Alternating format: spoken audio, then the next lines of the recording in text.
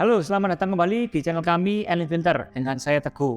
Pada video kali ini saya akan membuat video khusus untuk menjawab berbagai pertanyaan yang telah dilontarkan di kolom komentar di video-video saya sebelumnya, yaitu demo ultrafiltrasi menyaring air lumpur plus minyak goreng.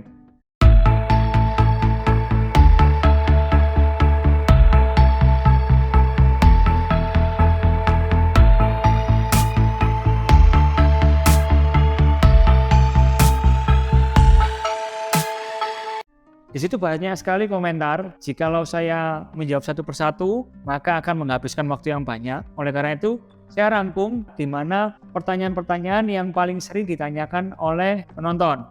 Pertanyaan pertama, apakah PVDF ini bisa mengubah air asin menjadi air tawar?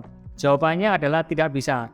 Untuk mengubah air asin di mana air laut menjadi air tawar, teman-teman harus menggunakan namanya mesin reverse osmosis air laut, khusus untuk air laut, sehingga di mana air laut yang merasanya asin tersebut TDS-nya ribuan bisa menjadi TDS sekitar 500 ppm.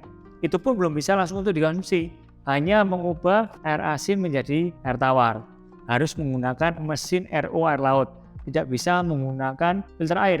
Pertanyaan berikutnya, apakah PVDF ini bisa menjernihkan air yang keruh? Jawabannya bisa. Seperti demo saya yang sebelumnya, kita menggunakan air lumpur yang sangat pekat sekali, lalu kita saring menggunakan filter ultrafiltrasi PVDF ini dan hasilnya sangat jernih. Lalu teman-teman yang tanya, apakah tidak cepat kotor ultrafiltrasinya jika menyaring air lumpur?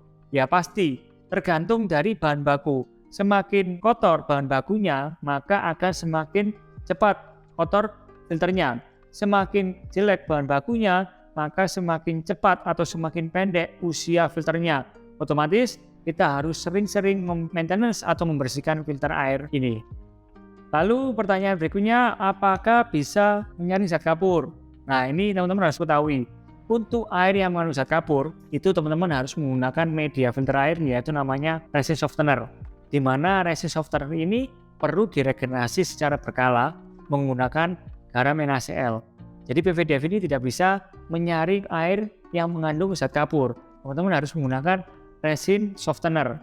Jadi kalau ingin sistem yang bagus, teman-teman sediakan satu tabung menggunakan resin softener. Setelah itu baru disaring oleh PVDF supaya hasilnya jauh lebih bagus. Pertanyaan berikutnya, apakah PVDF ini bisa mengurangi bau pada air? Nah, oke. Video saya pernah saya demokan air lumpur plus minyak goreng, di mana minyak ini adalah minyak bekas penggorengan masakan. Jadi masih ada baunya. Setelah kita saring, ternyata baunya hilang. Itu percobaan pertama. Percobaan yang kedua, kita pernah mencoba air dari selokan, di mana masih bau selokan. Kemudian kita saring menggunakan ultrafiltrasi PVDF ini, hasilnya jernih, tetapi bau selokannya masih ada. Jadi tergantung, kalau kesimpulan dari kami, setelah kami praktekkan, selama partikel yang menyebabkan bau itu tersaring, maka baunya akan hilang. Tetapi berdasarkan pengalaman saya, seperti air kopi, kemudian air selokan, itu PVDF hanya bisa mengurangi, tidak bisa menetralkan 100%. Jadi kembali lagi, kondisi air teman-teman seperti apa? Jikalau di rumah baunya adalah bau zat besi, jadi teman-teman sebaiknya tambahkan media filter, yaitu manganese ginseng atau ferrolite. Setelah itu tambahkan PVDF untuk hasil yang sempurna. Jikalau baunya bau tidak sedap, teman-teman sebaiknya tambahkan karbon aktif, satu buah filter karbon aktif, kemudian PVDF, supaya untuk mengurangi bau pada air tersebut. Untuk pertanyaan berikutnya, apakah bisa mengurangi warna kuning pada air? Saya terus terang kesulitan untuk mencari air sumur yang berwarna kuning. Oleh karena itu, kita ambil sampel penggantinya, yaitu kita coba dengan air plus Fanta yang berwarna merah. Kemudian kita coba tambahkan betadine. Kita juga pernah menggunakan kopi. Kita juga pernah menggunakan tinta. Jadi kesimpulannya PVDF ini tidak bisa menyaring warna pada air 100%. Dia hanya bisa mengurangi, di mana warna yang awalnya merah pekat menjadi samar-samar. Oleh karena itu, sebaiknya teman-teman cari dulu warna kuningnya karena apa ini.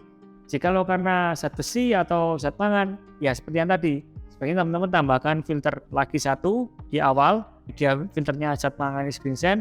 Setelah itu pakailah PVDF untuk menyempurnakan hasilnya. Oke, pertanyaan berikutnya, apakah ultrafiltrasi ini bisa untuk menyaring air minum. Nah, ini pertanyaan biasanya ditanyakan oleh pemilik depo air minum isi ulang. Jadi, untuk ultrafiltrasi PVDF ini sangat bisa digunakan untuk air minum, terutama depo air minum isi ulang. Kalau digunakan depo air minum isi ulang, hasilnya akan menjadi lebih baik lagi. Karena kita tahu, setiap depo isi ulang itu minimal pasti menggunakan pasir silika untuk menyaring endapan. Kita ngomong endapan ya, kita membicarakan endapan. Setelah itu pasti ditambahkan housing filter, entah itu ukuran 10 inch atau 20 inch yang dimana menggunakan sedimen filter. Setahu saya sedimen filter itu paling rapat sekitar 0,1 mikron. Jadi teman-teman jika menggunakan PVDF ini sebelum masuk ke UV, hasilnya pasti akan jauh lebih bagus. Dia akan sangat-sangat mengurangi endapan yang ada pada air. Jadi seperti jika teman-teman melihat kalau di tempat penampungan ada kuning-kuning yang nempel di dinding, nah ultrafiltrasi PVDF ini bisa mengurangi endapan kuning-kuning tersebut. Jadi kalau teman-teman ingin meningkatkan kualitas depo air minum isi ulang, bisa ditambahkan ultrafiltrasi PVDF ini setelah tabung FRP atau tabung filter yang utama untuk menyempurnakan kualitas air yang teman-teman hasilkan. Oleh karena itu, setelah saya melakukan demo, kemudian saya menjawab berbagai pertanyaan, kesimpulan ultrafiltrasi PVDF ini adalah sebuah filter yang mempunyai kerapatan 0,01 mikron, di mana sedimen atau endapan yang besarnya melebihi 0,01 mikron ini akan tersaring dalam ultrafiltrasi PVDF ini. Kemudian ada yang tanya, berapa kali atau berapa lama untuk refill PVDF ini bisa digunakan? Refill PVDF yang teman-teman lihat di demo saya, dari sejak awal saya demo hingga yang terakhir, itu hanya satu refill saja saya pakai dan cuci berkali-kali. Dan menurut info dari pabrik, untuk ketahanan refillnya itu bisa antara 2-3 tahun maksimal. Tapi teman-teman jangan khawatir, jikalau kedepannya perlu penggantian refill, kami menyediakan dan selalu ready. Kami jual semua, baik satu unit full ataupun refillnya. Jadi teman-teman jangan khawatir, untuk kedepannya bisa beli refillnya saja. Bagi yang mau beli atau yang ingin tahu detail produknya lebih jelas, teman-teman bisa cek di deskripsi. Saya lampirkan link pembelian produknya. Kemudian ada yang menanyakan kapasitas ultrafiltrasi PVDF ini berapa saja yang kita punya. Kita punya dari ukuran yang pertama 1000 liter per jam, 2000, 3000, 5000, 8000, 15000 liter per jam, dan yang terakhir adalah 20.000 liter per jam. Lalu bagi yang belum tahu, bagaimana cara menentukan ultrafiltrasi yang cocok untuk rumah saya? Teman-teman, pertama cek dulu pompa air yang digunakan di rumah itu kapasitasnya berapa liter per menit. Kita ambil contoh, misalkan kapasitas pompa di rumah saya 30 liter per menit. Oke, sekarang 30 liter kita kalikan 60 menit. Hasilnya adalah 1800 liter per jam.